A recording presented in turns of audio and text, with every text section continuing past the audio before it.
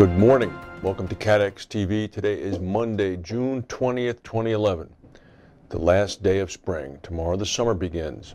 Also, beginning the day after tomorrow, the days begin to get shorter. If you're in the southern hemisphere, that's good news for you. And we'll go to our main news today. The financial toll from the tornadoes that swept through western Massachusetts earlier this month have begun to risen dramatically. The Massachusetts Insurance Department estimated that residents have filed over 8,000 insurance claims totaling more than $140 million.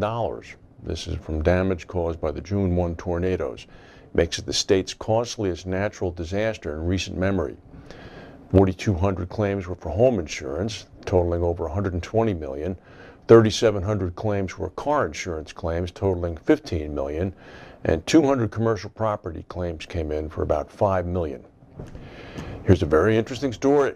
Solvency II is set to be delayed by 12 months, pushing the deadline back from January 1st, 2013 until early 2014. This is according to newspaper reports, specifically in the Financial Times. Concerns over the preparedness of some countries as well as domestic regulators across Europe means that the deadline is likely to be pushed back, again, per the FT. Under a French proposal to the European Commission, revised rules would be introduced in 2013, but insurers would have to stick to the new capital requirements until 2014. The article notes that there's concern that the markets could get nervous because insurers will still be short of their capital requirements in 2013. Lloyd's General Counsel Sean McGovern said that Lloyd's, which is widely seen to be ahead of the curve in implementing Solvency II, did not want a delay. We'll be interviewing Mr. McGovern in 2 weeks' time, and we will certainly ask him that question. Another big one is weighed in. Global insurer Zurich Financial Services has estimated that it will pay net claims of $295 million for the American storms that struck in April and May. This figure is net of reinsurance and it's before tax. Loss breaks down to $200 million claims from Zurich's global and commercial corporate business in the U.S., and a $95 million reinsurance loss from farmers. The company noted that the storms that hit the United States this spring had a, quote, severity and frequency well above past industry experience.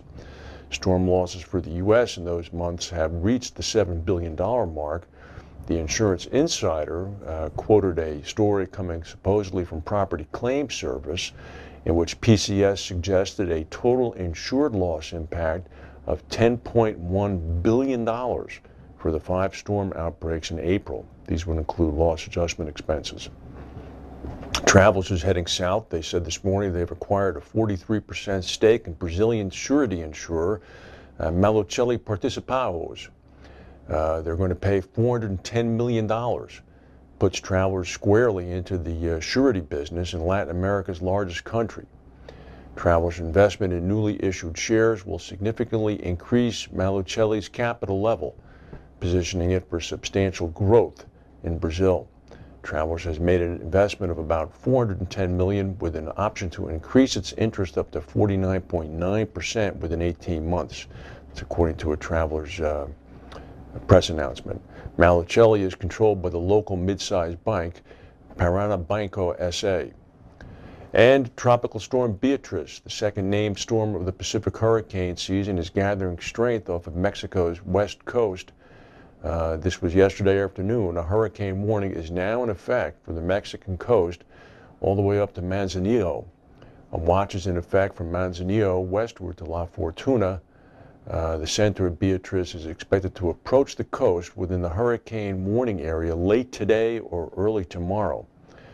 The storm is about 160 miles southwest of land. It has maximum sustained winds right now of only 55 miles per hour.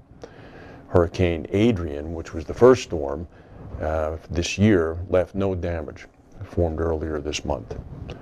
That's the news for today. If we have any other news, we'll come back and tell you. In the meantime, we'll see you tomorrow. Thank you for watching.